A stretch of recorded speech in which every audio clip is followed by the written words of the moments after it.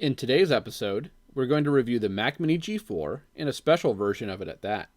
The Mac Mini G4 was originally introduced back on January 11th, 2005, and was discontinued when Apple switched from PowerPC microprocessors in favor of Intel x86 chips starting in 2006. But first, for a little bit of background on this machine.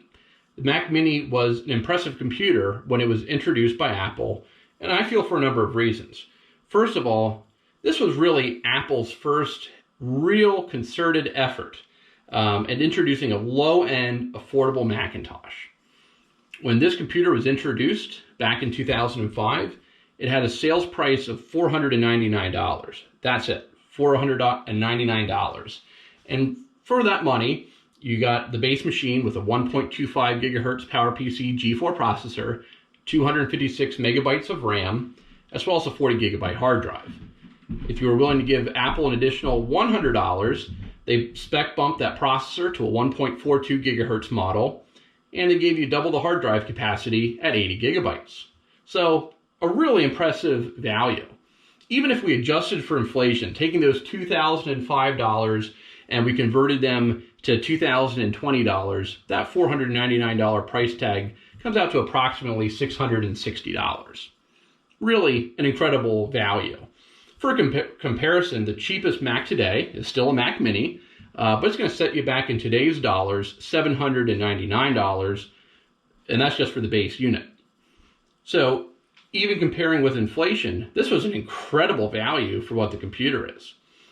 Second reason I feel that this Mac Mini is an impressive machine, especially when it was, again, introduced back in 2005, was really the simplicity of getting into Mac OS X ownership.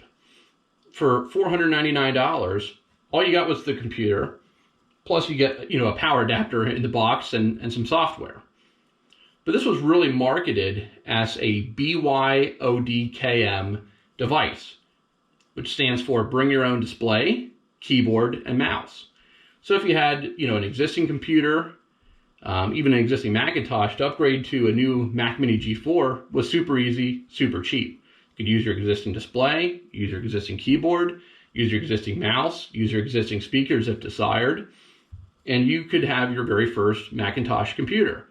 So if you were curious about Mac, but you didn't want to invest a lot of money, especially if you were paying the Apple tax and paying for a brand new Apple Cinema display or other devices from Apple, it really allowed you to try the water, so to speak, without giving up an insane amount of money. The third reason I believe that this Mac Mini G4 was an impressive computer when it was introduced, and really still makes it, I think, an impressive computer here today, is the size, or the lack thereof, of the Mac Mini. This Mac Mini weighs 2.9 pounds. It's 2 inches high, and it's 6.5 inches wide by 6.5 inches deep, making it a very small computer. So again, the only thing that was smaller than Apple's Mac Mini was its price. And just for comparison with the size of the Mac Mini G4 compared to the previous smallest Apple desktop computer, at least of the 2000 era, is the Mac Mini G4 Cube, and I have one. For size comparison, the G4 Mac Mini is tiny in comparison to the G4 Cube. For connectivity, our Mac Mini G4 comes with a special power port from Apple, Ethernet, optional 56K modem, DVI, 2 USB 2.0 ports, a single FireWire 400 port, as well as a 3.5 millimeter audio input jack. There's a security slot, power button, and then on the front of our Mac Mini G4, we have a super drive. I started off this review by saying that we were going to look at a special version of the Mac Mini. And this Mac Mini is special. And it's special for the reason that, well, according to Apple, technically, it doesn't exist. You see, back in September of 2005, Apple did a silent upgrade to the Mac Mini G4 lineup. Upgrades included faster processors in both the low end as well as in the high-end Mac Mini G4, which is the unit that we have here in front of us today.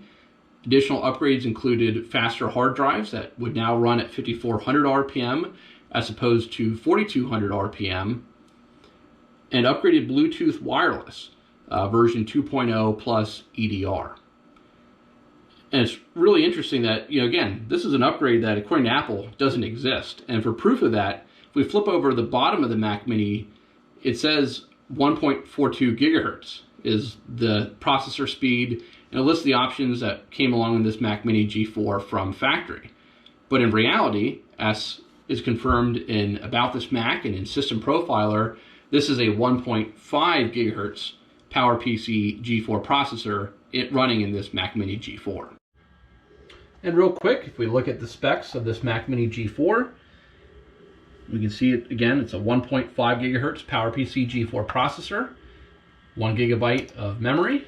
And if we open up System Profiler for some additional details, there's one CPU. This is a single core, single processor computer.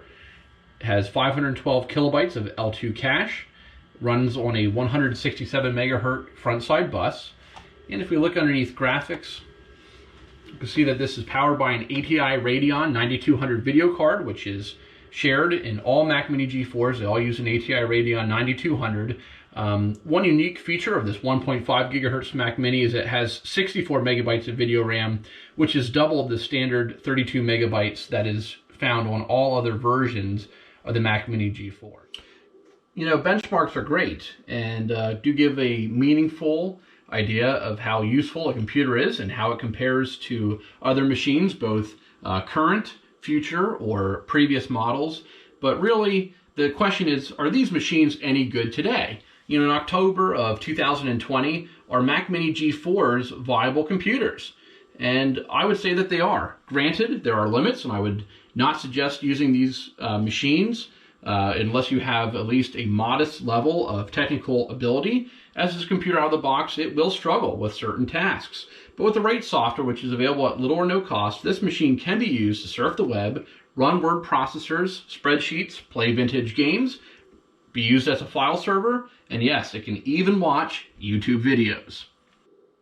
Okay, now it's time for some real-world tests to demonstrate the capabilities of this Mac Mini G4.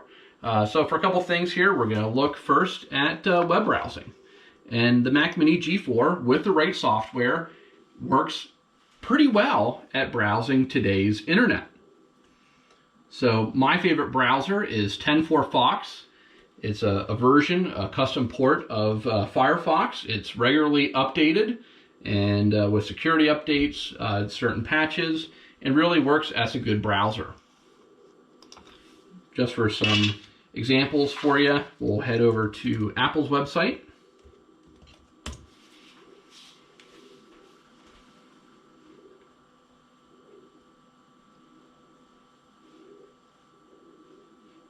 Takes a little bit of time to load, but there we are.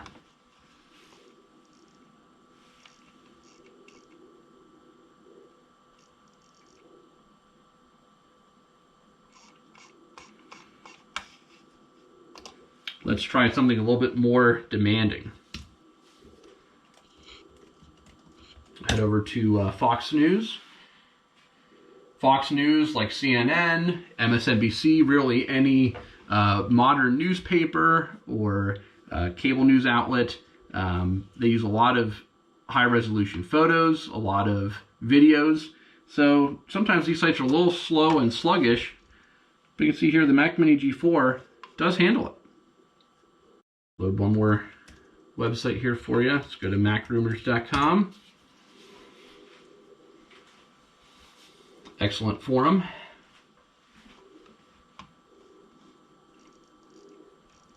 Again, you can see Mac Rumors, very smooth. This is very usable here in 2020. Another browser option is WebKit. This is a version of Safari. Again, here we have Apple's website. Again, works pretty well.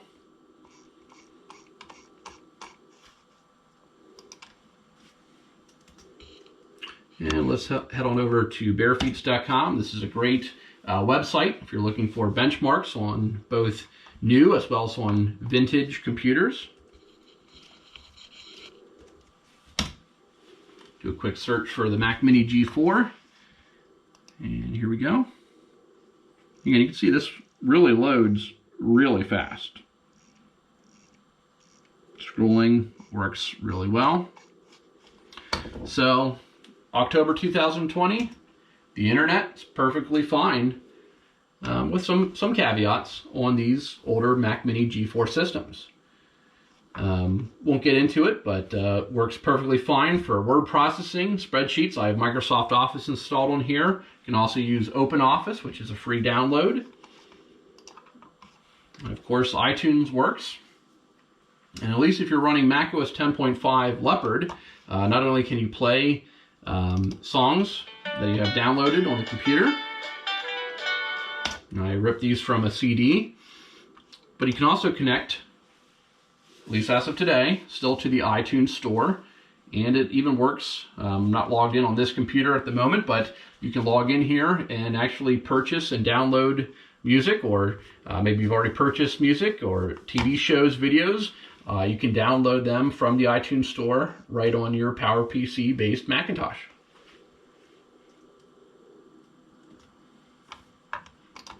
All right, now in regards to watching video. For streaming YouTube, I do find that it's pretty slow when using the browser, even when using WebKit or 10.4 Fox. It's doable, especially on higher-end G4 or particularly on G5 systems.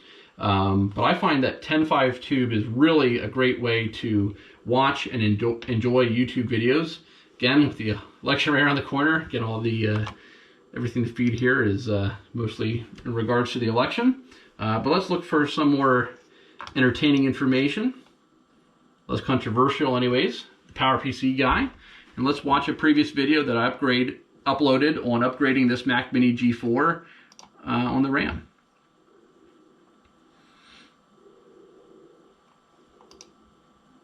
Hello, and welcome to an episode of the PowerPC Guy. In today's episode, we're going to upgrade the RAM in this late model 2005 Mac. You can see it runs pretty smoothly, and this is running upcoming review of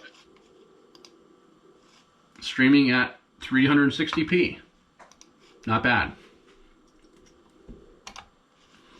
If you have movies saved to your computer, and I have one here, shout out to one of my favorite YouTubers, the 8-Bit Guy. Program called Core Player for watching these. We can go large screen. System's truly obsolete. As a reseller of Macs, and being that I sell a lot of G4 systems still, I thought I would put this to the test. So you can see it runs pretty smooth. Even high definition video, 720p, runs perfectly fine.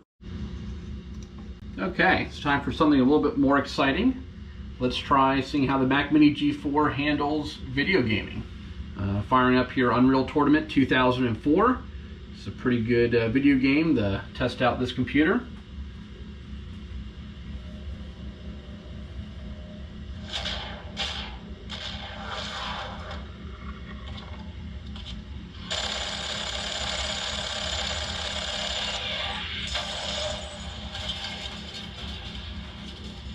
All right, let's get into try an instant action. Mac Mini is running this game at a resolution of 1024 by 768. They took default settings on here. Several things are at medium, a few settings are on high. You can certainly play around with those settings, but I find this to give a good balance between decent graphics as well as fairly smooth gameplay. It's worth pointing out that this Mac Mini G4 still has the stock 5400 RPM hard drive. Hoping to upgrade that in the near future to an SSD, which will certainly help out with launch times.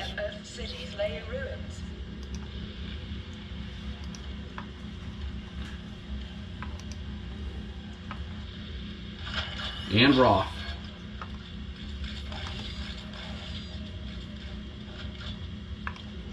Destroy the barricade.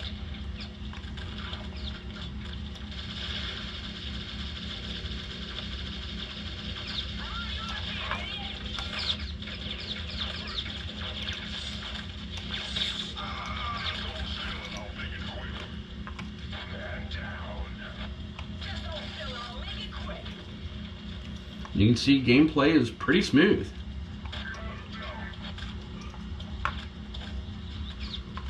My skills at playing this are rusty at best, but that's not a fault of the computer.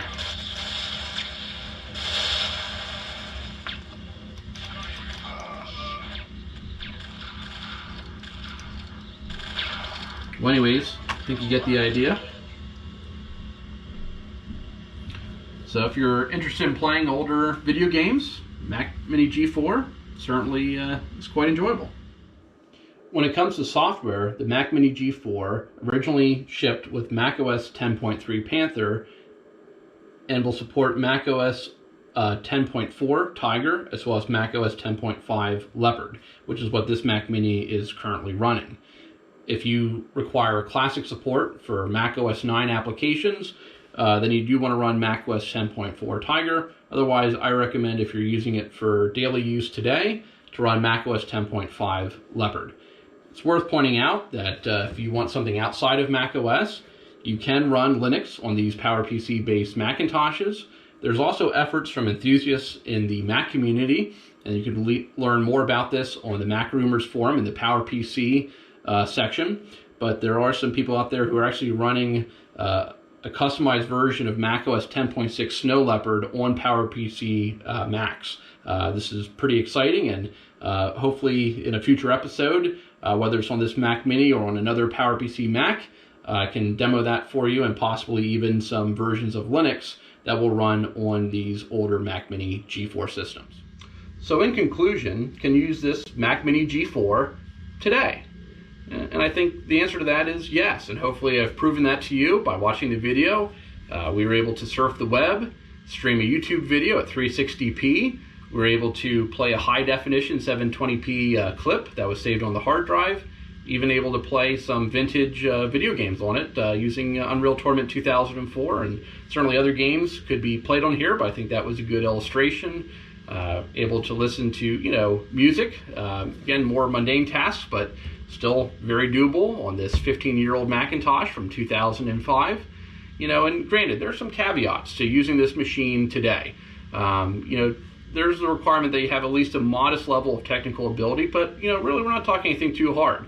You're downloading some software that really will optimize this machine and allow you to use it today and give you an experience that's actually enjoyable.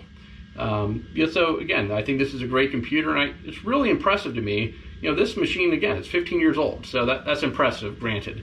But I think it's even more impressive when you remember that this is an entry-level machine. The Mac Mini G4, like we discussed, it started at $499 back when it was introduced. So the fact that this was a low-end Mac, it wasn't a high-end Power Mac, G5, wasn't a PowerBook G4. This was an entry-level, budget-friendly Macintosh, and yet here we are 15 years later, and it's still a great computer to use. So, hopefully it was an enjoyable video for you. I appreciate you watching. If you enjoyed the video, please consider giving it a thumbs up. Consider subscribing to the channel. Would appreciate it if you were willing to do so. Hit the alert button so you get notifications when new videos are uploaded to the channel. And again, appreciate you watching and hope that you have a great day.